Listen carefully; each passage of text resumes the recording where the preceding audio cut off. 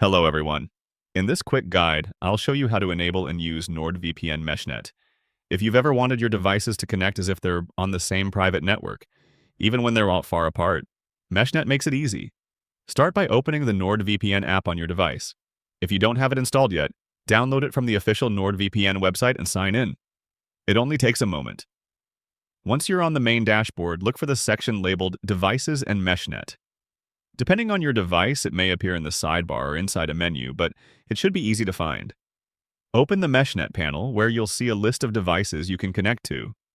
Next, turn on Meshnet using the toggle. This creates a secure, private network between your devices, no matter where they're located. After Meshnet is enabled, you can start adding more devices. This could be your laptop, tablet, or even a trusted friend's device if you want to share secure access.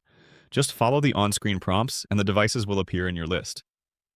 From there, you can use Meshnet to securely share files, access your home computer while traveling, or improve connectivity for things like gaming.